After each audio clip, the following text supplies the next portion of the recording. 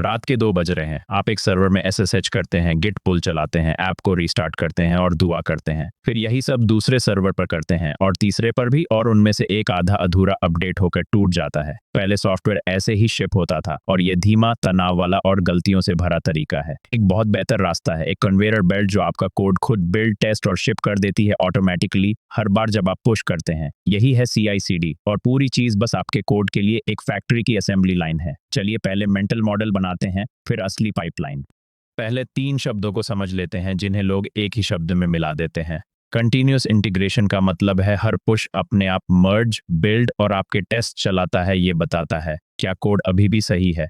Continuous delivery एक कदम आगे जाता है, आपका कोड हमेशा शिप के लिए तैयार रहता है, पर एक इंसान एक बटन दबाकर प्रोडक्शन में रिलीज करता है। कंटिन्यूअस डिप्लॉयमेंट उस बटन को भी हटा देता है, हर पास होने वाला चेंज सीधे लाइव चला जाता है बिना किसी इंसान के हाथ लगाए। एक बैंक को वो अप्रूवल वाला बटन चाहिए तो वो डिलीवरी करता है, एक सिंपल ब्लॉग उसे स्किप करके पूरा डिप्लॉयमेंट कर सकता है। एक जैसे अक्षर, 3 बहुत अलग लेवल्स का ऑटोमेशन। ये रहा असेंबली लाइन, और कौन क्या करता है। सोर्स स्टेज वो जगह है जहां कच्चा माल आता है, गिटहब से आपका कोड। बिल्ड स्टेज उसे जोड़ता और क्वालिटी चेक करता है, वो है कोड बिल्ड जो build spec.yml नाम की रेसिपी कार्ड को फॉलो करता है। डिप्लॉय स्टेज तैयार प्रोडक्ट को आपके सर्वर्स तक पहुंचाता है, वो है कोड डिप्लॉय अपनी रेसिपी कार्ड appspec.yml के साथ, और इन सबको जोड़ता है कोड पाइपलाइन। पर असली बात यह है, कोड पाइपलाइन बस बेल्ट और फोरमैन है। ये काम को एक स्टेशन से दूसरे स्टेशन तक ले जाता और ऑर्केस्ट्रेट करता है, ये खुद कभी कुछ बिल्ड या शिप नहीं करता। IAM रोल्स की कार्ड्स हैं और S3 उन क्रेट्स को रखता है जो स्टेशन के बीच ट्रैवल करते हैं। चलिए इसे असल में बनाते हैं। यह है एड सोर्स स्टेज की स्क्रीन, जहां आप चुनते हैं कि आपका कोड कहां रहता है, और यहाँ एक ट्रैप है जिसमें लगभग हर पुराना ट्यूटोरियल गिरता है। वो कोड कमिट इस्तेमाल करते हैं अमेज़न की अपनी गिट सर्विस, पर हाल ही में AWS ने कोड कमिट पर नए कस्टमर्स को ऑनबोर्ड करना बंद कर दिया है। तो अगर आप आज शुरू कर रहे हैं, ये एक डेड एंड है। सही मॉडर्न जवाब है गिटहब से कनेक्ट करना, जहां आपकी टीम पहले से काम करती है। पाइपलाइन बस आपकी मेन ब्रांच को वॉच करती है और हर पुश बेल्ट पर ताज़ा कच्चा माल डाल देता है। आप गिटहब को इसके जरिए कनेक्ट करते हैं कोड कनेक्शंस, जिसे आपने शायद कोड स्टार कनेक्शंस भी सुना होगा। यह है कनेक्शंस पेज। आप एक बार कनेक्शन बनाते हैं, AWS को एक सिक्योर ऐप के जरिए आपकी गिटहब रिपोजिटरी पढ़ने की ऑथराइज करते हैं, और उसके बाद कोई भी पाइपलाइन उसे सोर्स की तरह इस्तेमाल कर सकती है। बड़ी बात, आप अपना कोड AWS में कॉपी नहीं कर रहे या कोई पासवर्ड नहीं दे रहे, आप एक स्कोप्ड रिवोकेबल कनेक्शन दे रहे हैं। एक बार सेट करो और हर पाइपलाइन में जो आप कभी बनाए उसे फिर से इस्तेमाल करो।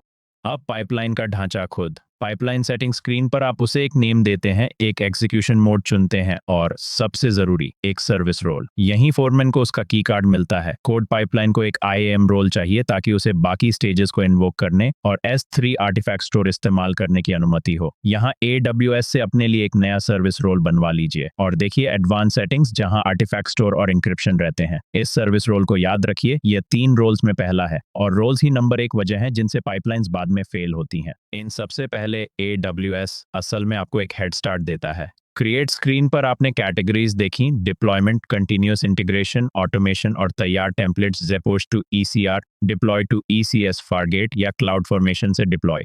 ये आम पाइपलाइंस आपके लिए जोड़ देते हैं, पर सच में हर हिस्से को समझने के लिए हमने बिल्ड कस्टम पाइपलाइन चुना और स्टेजेस खुद असेंबल किए, क्योंकि एक बार जब आप एक हाथ से बना लेते हैं तो हर टेम्पलेट अचानक समझ आ जाता है। बिल्ड स्टेज कोड बिल्ड पर चलता है और ये है इसकी क्रिएट प्रोजेक्ट स्क्रीन। यहाँ सुंदर बात है, कोड बिल्ड सर्वरलेस है। जब एक बिल्ड शुरू होता है, ये एक ताज़ा डॉकर कंटेनर किराए पर लेता है, आपके बिल्ड spec.yml की फेजेस चलाता है, install, pre build, build, post build, एक आर्टिफैक्ट बनाता है और फिर गायब हो जाता है। आप सिर्फ उन मिनट्स के पैसे देते हैं जितनी देर ये चला। आप एक सोर्स, एक एनवायरनमेंट इमेज और एक कंप्यूट साइज चुनते हैं। इसे बिल्ड स्टेशन की मशीनरी समझिए, जो एक रेसिपी कार्ड फॉलो करती है। डिपेंडेंसीज इंस्टॉल करो, टेस्ट चलाओ और ऐप को जिप कर दो। तो बिल्ड स्टेशन अपना काम शिपिंग को कैसे देता है? आर्टिफैक्ट्स के जरिए। हर स्टेज का आउटपुट एक आर्टिफैक्ट में जिप होकर एक S3 बकेट में स्टोर होता है, जिसे कोड पाइपलाइन अपने आप बनाता है, आमतौर पर कोड पाइपलाइन समथिंग नाम का। अगला स्टेज उसी आर्टिफैक्ट को अपने इनपुट की तरह पढ़ता है। यही पूरा राज है उन कंफ्यूजिंग इनपुट आर्टिफैक्ट और आउटपुट आर्टिफैक्ट सेटिंग्स के पीछे जो कंसोल में दिखती हैं। बिल्ड स्टेशन तैयार क्रेट बेल्ट पर रखता है और शिपिंग डिपार्टमेंट वही क्रेट उठाता है। स्टेशंस के बीच कुछ खोता नहीं। अब डिप्लॉयमेंट, और वो हिस्सा जो जूनियर्स को सीनियर से अलग करता है। ये है कोड डिप्लॉय की डिप्लॉयमेंट कॉन्फ़िगरेशन स्क्रीन और स्ट्रैटेजीज देखिए। In place, all at once, हर सर्वर को लाइव अपडेट करता है। सिंपल, पर डाउन टाइम और रिस्क है। वन एट अ टाइम और half at a time update को धीरे धीरे रोल आउट करते हैं। और मशहूर वाला ब्लू ग्रीन, आप एक पूरा पैरेलल फ्लीट खड़ा करते हैं जो नया वर्जन चलाता है, उसका हेल्थ चेक करते हैं, फिर ट्रैफिक को इंस्टेंटली फ्लिप कर देते हैं, जीरो डाउन टाइम, और कुछ गड़बड़ हो तो इंस्टेंट रोल बैक। कैनरी पहले एक छोटा हिस्सा ट्रैफिक भेजता है, मान लीजिए 10%। कोड डिप्लॉय आपके appspec.yml को फॉलो करता है, जो बताता है कि क्या कहाँ कॉपी करना है और कौन से हेल्थ हुक्स चलाने हैं। ब्लू ग्रीन ऐसा है जैसे बगल में नया रेस्टोरेंट खोलना पूरे स्टाफ के साथ, फिर बस साइन बदल देना।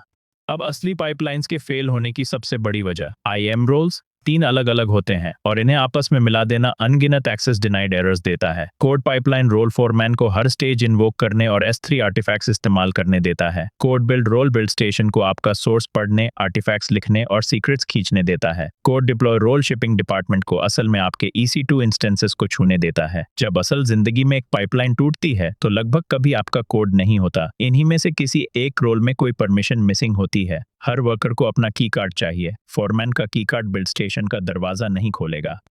कंटिन्यूअस डिलीवरी याद है वो वर्जन जिसमें इंसानी बटन था? ये रहा वो बटन, एक मैनुअल अप्रूवल एक्शन। आप इसे पाइपलाइन में प्रोडक्शन डिप्लॉय से ठीक पहले जोड़ते हैं।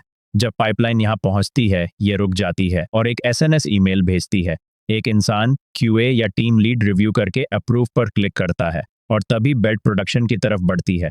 वो एक एक्शन ही डिलीवरी और डिप्लॉयमेंट के बीच का पूरा फर्क है। ये वो चेक पॉइंट है जहां एक इंसान कहता है, हाँ इसे शिप करो। सीक्रेट्स पर एक बात, क्योंकि ये बार बार गलत किया जाता है, अपनी API कीज या डेटाबेस पासवर्ड्स को बिल्ड के एनवायरनमेंट वेरिएबल्स में प्लेन टेक्स्ट में मत डालिए, कंसोल एक्सेस वाला कोई भी इन्हें पढ़ सकता है।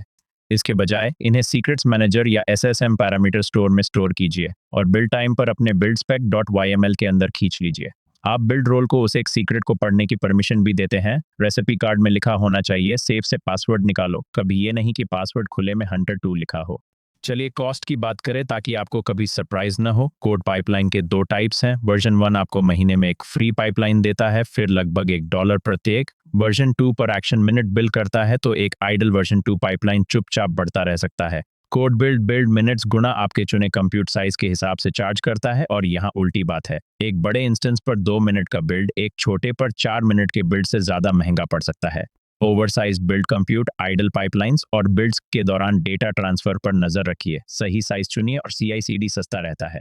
आखिर में कोड पाइपलाइन ऑल्टरनेटिव्स के मुकाबले कैसा है? कोड पाइपलाइन पूरी तरह मैनेज्ड है, गहरे AWS और IAM इंटीग्रेशन के साथ, और कोई सर्वर चलाना नहीं, पर यह AWS सेंट्रिक है। गिटहब एक्शंस शानदार है अगर आपका कोड पहले से गिटहब पर रहता है, तैयार एक्शंस के बड़े मार्केट प्लेस और सबसे आसान शुरुआत के साथ। जेंकिंस आपको मैक्सिमम कंट्रोल और अनगिनत प्लगइन्स देता है, पर सर्वर आप खुद चलाते और पैच करते हैं हमेशा के लिए।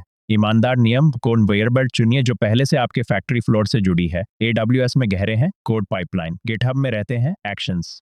चलिए पूरा मेंटल मॉडल पक्का कर लेते हैं। सोर्स गिटहब से आता कच्चा माल है, बिल्ड उसे बिल्ड स्पेक के साथ कोड बिल्ड पर असेंबल और टेस्ट करता है, डिप्लॉय उसे ऐप स्पेक और ब्लू ग्रीन स्ट्रैटेजी के साथ कोड डिप्लॉय पर शिप करता है। कोड पाइपलाइन बेल्ट और फोरमैन है जो पूरी लाइन चलाता है। 3 IAM रोल्स की कार्ड्स हैं, और जब चीज टूटे तो जांचने वाली नंबर 1 चीज S3 उन क्रेट्स को रखता है जो स्टेशन के बीच चलते हैं। और एक मैनुअल अप्रूवल प्रोडक्शन से पहले आपका इंसानी चेक पॉइंट है। एक पुश पूरी तरह ऑटोमेटेड, सीधे लाइव तक। यही है CI/CD सही तरीके से। हर सर्विस को उसका अपना डीप डाइव मिलता है, तो YN क्लाउड को सब्सक्राइब कीजिए और हम AWS को आसान बनाते रहेंगे असली एग्जाम्पल्स के साथ।